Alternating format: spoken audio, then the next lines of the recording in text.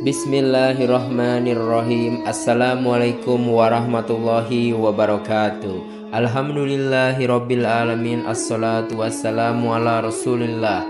Segala puji kehadirat Allah Subhanahu wa taala, Tuhan semesta alam serta pencipta langit dan bumi, dan juga sholawat untuk Nabi besar Muhammad Sallallahu Alaihi Wasallam sebagai bentuk cinta dan penghormatan kita kepada beliau. Kita tahu semua bahwa sholat adalah tiang agama bagi kita yang beriman. Sholat juga adalah kewajiban yang tidak boleh ditinggalkan, bahkan dalam keadaan sakit sekalipun.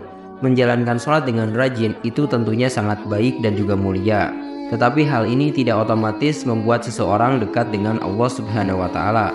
Nah, di sini ada orang yang rajin sholat namun justru jauh dari Allah Subhanahu wa taala. Siapakah saja mereka dan apa saja ciri-cirinya? Tapi sebelum kita masuk, di sini ada sebuah hadis yang diriwayatkan oleh Imam At-Tirmizi. Rasulullah Shallallahu Alaihi Wasallam pernah bersabda bahwa amalan pertama yang dihisab pada hari kiamat adalah sholat. Jika sholatnya baik, maka ia beruntung. Jika sholatnya rusak, maka ia merugi. Nah, oleh karena itu, sangat penting bagi kita untuk rutin mendirikan sholat. Bukan hanya sebagai rutinitas harian, tetapi dengan penuh kesadaran dan dibarengi dengan menjaga akhlak serta hubungan baik dengan sesama manusia. Sekarang di sini kita akan langsung aja lanjut kepada ciri-ciri orang yang rajin sholat namun justru jauh dari Allah Subhanahu wa taala. Untuk ciri-ciri yang pertama itu adalah orang yang lalai dalam sholatnya. Mereka itu adalah yang tidak memperhatikan syaratnya, terus rukunnya, serta ketentuan sholat. Mereka tidak memahami apa yang dibaca dan juga dilakukan, sehingga sholatnya hanya menjadi rutinitas yang hampa tanpa makna. Nah, Allah Subhanahu wa taala sudah berfirman di dalam Al-Qur'an surah Al-Maun ayat ke-4 sampai ke-5. Maka celakalah orang-orang yang sholat, yaitu orang-orang yang lalai dalam sholatnya. Selain itu, Rasulullah Shallallahu Alaihi Wasallam juga pernah bersabda, akan datang pada manusia suatu zaman di mana banyak orang yang merasakan dirinya sholat, padahal mereka sebenarnya tidak sholat. Hadis riwayat Ahmad. Nah, di sini kita akan berikan beberapa contoh amalan yang bisa kalian lakukan agar kalian tidak termasuk orang-orang tersebut. Misalnya untuk contoh yang pertama, kalian bisa khusyuk dalam sholat. Nah, jadi fokus dan menghayati setiap bacaan dan gerakan dalam sholat. Terus kalian juga bisa menjaga waktu sholat, jadi menunaikan sholat di awal waktu dan tidak menunda-nunda. Terus untuk contoh amalan yang ketiga, mungkin bisa mempelajari makna bacaan sholat, memahami arti dari setiap bacaan dalam sholat agar lebih khusyuk. Nah, sekarang mari kita lanjut ke ciri-ciri yang kedua, yaitu orang yang suka berdusta. Nah, berdusta itu adalah dosa besar yang dapat menghapuskan amal ibadah.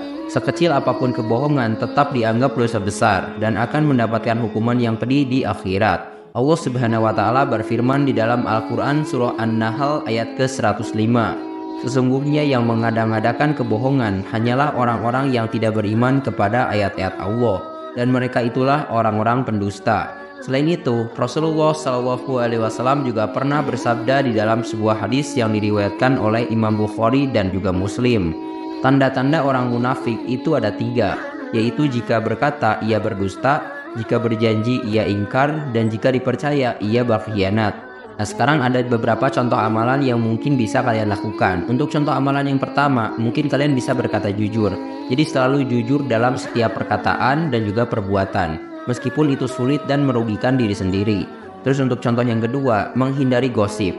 Nah, tidak menyebarkan berita yang belum pasti kebenarannya. Terus untuk contoh amalan yang ketiga, memohon ampunan. Jadi memohon ampunan kepada Allah Subhanahu wa taala dan meminta maaf kepada orang yang telah didustai atau dibohongi. Nah, sekarang mari kita lanjut ke ciri-ciri yang ketiga, yaitu orang yang riya. Nah, riya itu adalah melakukan amal ibadah dengan tujuan untuk dipuji atau dilihat oleh orang lain, bukan ikhlas karena Allah Subhanahu wa taala. Amalan yang disertai riya tidak akan diterima oleh Allah dan pelakunya akan mendapatkan azab. Allah Subhanahu wa taala sudah berfirman di dalam Al-Qur'an surah An-Nisa ayat ke-142. Sesungguhnya orang-orang munafik itu menipu Allah dan Allah akan membalas tipuan mereka. Dan apabila mereka berdiri untuk sholat, mereka berdiri dengan malas. Mereka bermaksud riya dengan sholat di hadapan manusia dan tidaklah mereka menyebut Allah kecuali sedikit sekali. Selain itu, Rasulullah Shallallahu Alaihi Wasallam juga pernah bersabda, barang siapa yang sholatnya tidak dapat mencegah perbuatan keji dan mungkar, maka tidak bertambah baginya kecuali semakin jauh dari Allah. Hadis riwayat Ali ibnu Ma'bad. Maka dari itu di sini juga kita sudah sediakan ada beberapa contoh amalan yang bisa kalian praktekkan. Yang pertama itu adalah ikhlas dalam beribadah. Melakukan setiap ibadah hanya untuk mengharap ridho Allah Subhanahu wa taala, bukan untuk mendapatkan pujian dari manusia. Terus untuk contoh amalan yang kedua, bersedekah secara sembunyi-sembunyi. Ini bisa memberikan sedekah tanpa diketahui orang lain agar terhindar dari riya. Terus untuk contoh amalan yang ketiga, memperbanyak doa. Jadi memohon kepada Allah agar diberikan keikhlasan dalam setiap amalan yang dilakukan. Nah sekarang mari kita lanjut ke ciri-ciri yang keempat, yaitu orang yang acuh pada sesama. Jadi hal ini adalah mereka yang tidak peduli dengan keadaan dan kebutuhan orang lain, tidak berbagi rizki dan juga tidak menolong orang yang membutuhkan. Allah Subhanahu wa taala sudah berfirman di dalam Al-Qur'an surah Al-Baqarah ayat ke-177. Kebajikan itu bukanlah menghadapkan wajahmu ke arah timur dan barat, tetapi kebajikan itu adalah beriman kepada Allah, hari akhir, malaikat-malaikat, kitab-kitab dan juga nabi-nabi, serta memberikan harta yang dicintainya kepada kerabat, anak-anak yatim, orang-orang miskin, musafir yang membutuhkan dan orang-orang yang meminta-minta, dan memerdekakan hamba sahaya, mendirikan sholat, menunaikan zakat, dan orang-orang yang menepati janjinya apabila ia berjanji, dan orang-orang yang sabar dalam kesempitan, penderitaan, dan dalam peperangan. Mereka itulah orang-orang yang benar imannya, dan mereka itulah orang-orang yang bertakwa. Nah selain itu, Rasulullah SAW juga pernah bersabda, barang siapa yang melapangkan satu kesulitan di dunia dari seorang mukmin, maka Allah akan melapangkan dirinya dari satu kesulitan pada hari kiamat. Hadis riwayat Muslim. Nah di sini ada 3 contoh yang bisa kalian amalkan. Contoh yang pertama, kalian bisa memberikan sebagian rezeki kepada yang membutuhkan, baik berupa uang, makanan, ataupun bantuan lainnya. Terus untuk contoh amalan yang kedua, menolong yang kesusahan. Jadi membantu orang yang sedang mengalami kesulitan, baik dalam bantuan tenaga, bantuan waktu, dan juga bantuan doa. Terus untuk contoh amalan ketiga, yaitu berempati dan juga peduli. Nah sekarang mari kita lanjut ke ciri-ciri yang terakhir atau yang kelima, yaitu orang yang suka menggunjing orang lain. Nah hal ini itu artinya membicarakan keburukan orang lain. Itu adalah mereka yang sering membicarakan aib dan juga kesalahan orang lain tanpa ada manfaat yang jelas. Perilaku ini sangat dilarang dalam Islam karena dapat menyebabkan permusuhan dan fitnah serta merusak hubungan sosial. Allah Subhanahu wa taala sudah berfirman di dalam Al-Qur'an surah Al-Hujurat ayat ke-12.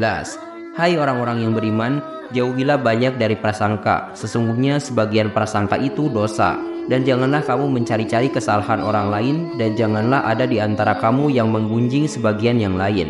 Adakah seseorang di antara kamu yang suka memakan daging saudaranya yang sudah mati? Maka tentulah kamu merasa jijik kepadanya, dan bertakwalah kepada Allah. Sesungguhnya Allah Maha Penerima Taubat lagi Maha Penyayang.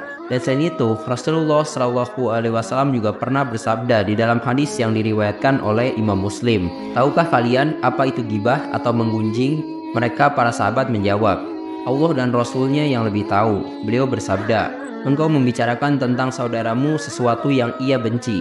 Bagaimana jika yang saya bicarakan itu memang benar ada pada dirinya? Beliau menjawab, jika yang engkau bicarakan itu memang benar pada ada dirinya, maka engkau telah menggunjingnya atau ghibah. Dan jika yang engkau telah bicarakan itu tidak ada pada dirinya, maka engkau telah berdusta atasnya atau fitnah. Nah sekarang ada 3 contoh amalan yang bisa kalian praktekkan. Yang pertama, kalian bisa menjaga lidah, jadi menghindari berbicara tentang keburukan orang lain, baik itu dalam percakapan langsung maupun di sosial media. Terus untuk amalan yang kedua, mungkin kalian bisa berbicara yang baik atau enggak diam sama sekali. Jadi mengikuti nasihat Rasulullah SAW yang mengatakan, barang siapa yang beriman kepada Allah dan hari akhir, maka hendaklah ia berkata yang baik atau diam. Hadis riwayat Bukhari dan Muslim. Terus untuk contoh amalan yang ketiga, kalian juga bisa memberikan nasihat secara langsung. Jika memang perlu mengingatkan atau menasehati, lakukanlah secara langsung dan dengan cara yang baik, bukan dengan membicarakannya di belakang. Nah terus untuk bonusnya, mungkin kalian juga bisa bergaul dengan orang-orang yang baik.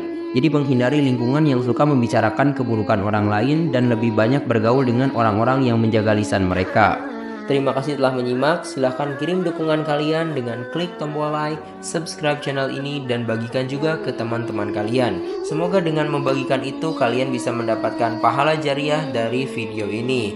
Mohon maaf bila ada kesalahan. Wabillahi taufik wal hidayah. Wassalamualaikum warahmatullahi wabarakatuh.